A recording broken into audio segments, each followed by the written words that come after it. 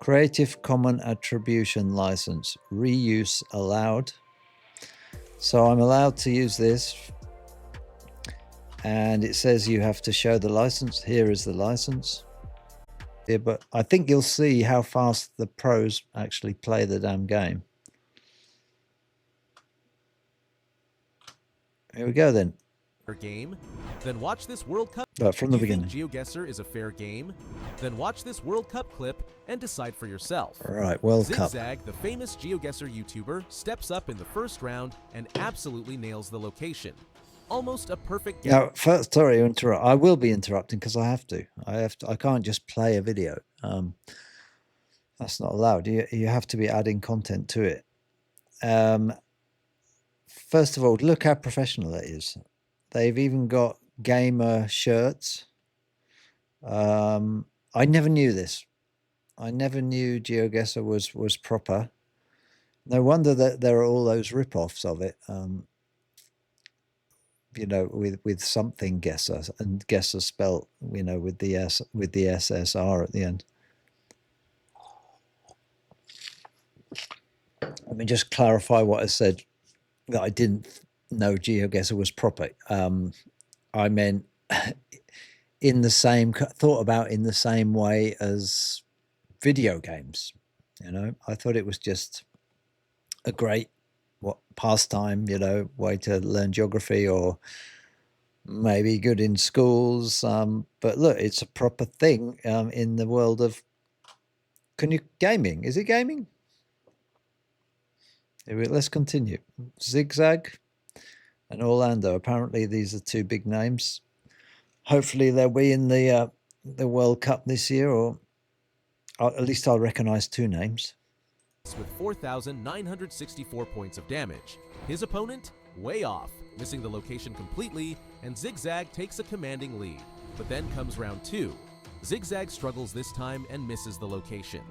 His opponent, he makes a 4,780 point guess, which is still worse than Zigzag's first round score. You'd think Zigzag would still have a shot, right? Well, thanks to the magic of multipliers, Zigzag loses. Game over. Okay, I don't know what multipliers are. If anyone in the chat knows, please let me know. I have no idea. Just like that. Is that fair to anyone? Well, stick around, because I did my research and there are much worse things happening than this. Oh, so hold on. So that was... All right, he's going to explain the multipliers now. Good. We're learning something. I don't know if the developers intended multipliers to speed up games or if they meant it as a comeback mechanic, but let's be real. They can turn the game into pure chaos. Picture this. You spend round after round making almost perfect guesses, stacking up a strong lead. Then one slip up, or even a guess that's just slightly off, and suddenly your opponent has all the power thanks to a massive multiplier. They could win with one lucky guess, no matter how well you've played up to that point. Did you see that? Two big video screens on each side, and the game in the middle. Oh, awesome! I can't wait. I have to. We'll find out before I end the stream the dates of the World Championship, which is in August. It's this month. Maybe we can stream it live. Are we allowed to do that? I'll check if we're allowed to do that. Guess, no matter how well you've played up to that point. Now, don't get me wrong. I'm just a master, and I don't take GeoGuessr too seriously. I've had games where multipliers saved me and others where they completely messed up my streak. So, while they add some excitement, they also make the outcome feel random. In theory, multipliers keep each round crucial, but in practice, they often feel how would like they go about? How would they go about? Look, Blinky and MK, they've been given this picture. Yeah. There's nothing to zoom in on. Feel like what goes through their minds? Like a coin toss. What are they thinking as they're looking? What are they looking for? To work out the country from that. It's almost like all the effort you put into recognizing signs, landscapes, and little details doesn't matter if the multiplier is high enough. Instead of skill, it feels like luck often decides who wins. Yeah, that's what I was going on about earlier about the bollards. These people, they learn all these little details to tell you the country. This was all new to me until today. I'm starting to think it's fascinating, to be honest. Have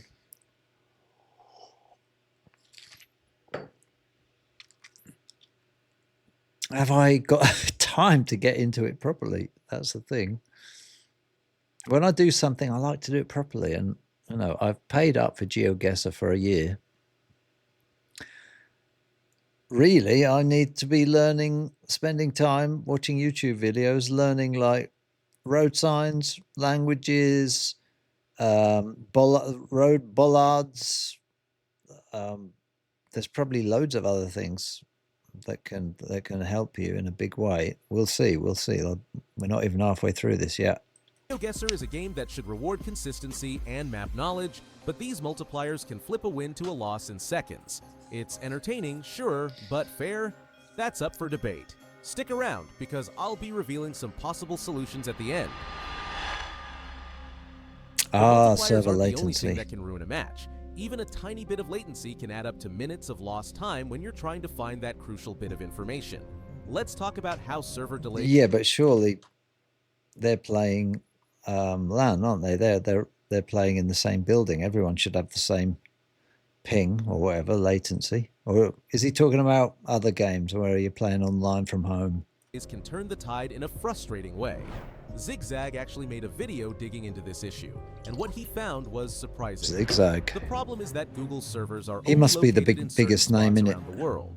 If you're closer to a server, you get a faster response, which lets you move faster while playing GeoGuessr. At first, it might not sound like much, but when Zigzag tested this, the results were a real game changer. In fact, he created a test map to measure just how big the impact could be, and it turns out he was reaching key info a whole minute later than his opponent. No way! Server location. Now imagine you're trying to qualify for the finals and have to overcome that kind of delay. Okay, so where you live. qualification is from at home, similar to Fortnite when you qualify for the World Cup. That's going back a few years. There hasn't been a World Cup for ages since Bulgar won it. For Zigzag, being in Australia means his closest server is all the way in Singapore, which puts him at a disadvantage against players in Europe or North America who are closer to multiple server hubs. So sometimes it's not skill that decides the winner. It's just the luck of server proximity. Fair? Hardly. No. And I've got an exciting GeoGuessr project planned out, so make sure to subscribe if you're curious to see more. Okay, I will. And hey, drop a comment if you've noticed other issues with GeoGuessr. I'd love to hear your thoughts. Okay then. Oh, we're not through yet. I thought. Now let's talk about luck, an ever-present factor in GeoGuessr that you often can't control. You can be lucky in various ways. Maybe you're familiar with a place because you live nearby or have visited before, giving you an edge over your opponent. Sometimes it's the small details that can tip the scales in your favor. But the biggest luck factor comes into play during moving duels. Moving duels are particularly luck-based because at the start you have to decide which way to go. Choose the wrong direction and your opponent can reach the location first. Sure, you could argue that knowledge helps you pick the right path, and that's true in some situations. But what happens when you find yourself in the middle of nowhere with no landmarks in sight? This is what I'm You're interested faced with a in. simple choice. Go forward or backward. At that point, it's all about luck, whether you stumble upon a clue or end up wandering aimlessly. Yeah, but I think that might happen from time to time, yeah. But like these people play so many games that the best people are still always going to be the best people, aren't they? It's like poker. There's more luck in poker than this, and the top poker players are always the best top poker players. It's not like they suddenly just vanish. In those moments, the outcome hinges less on skill and more on chance. It can be frustrating when you know you have the knowledge to win, but a simple stroke of bad luck derails your chances. In GeoGuessr, the unpredictable nature of luck can be a game changer, reminding us that sometimes it's not just about how well you play, but also about how lucky you get. So, what's the solution to these issues? What is the solution? One idea could be to eliminate moving rounds in tournaments altogether. Or, at the very least, allow players to agree on whether they want to include them.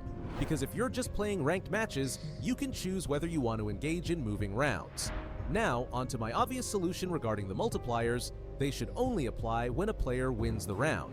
That way, you're not rewarding a player who consistently loses rounds with multipliers just for making a comeback at the end. It seems only fair that skill and consistency are rewarded instead of pure luck. Yeah, that multiplier thing seems wrong. I'm surprised how that, maybe it's already been fixed. So this, I think this video's half a year old. I'll check that later, how old this is. Interestingly, there's a YouTuber named WookGG who made a video discussing a similar solution in more detail. If you're interested in diving deeper into this topic, I have a links in the description. Thanks for watching, and let's hope for some changes that make GeoGuessr a little fairer for everyone. Bye. Okay, great. Do you think GeoGuessr is a fair game? I started again. That was interesting. I like that. And just in case anybody didn't catch it at the beginning, his video was set to license Creative Commons attribution. That means reuse is allowed. And that's the license, yeah. So that was the housekeeping.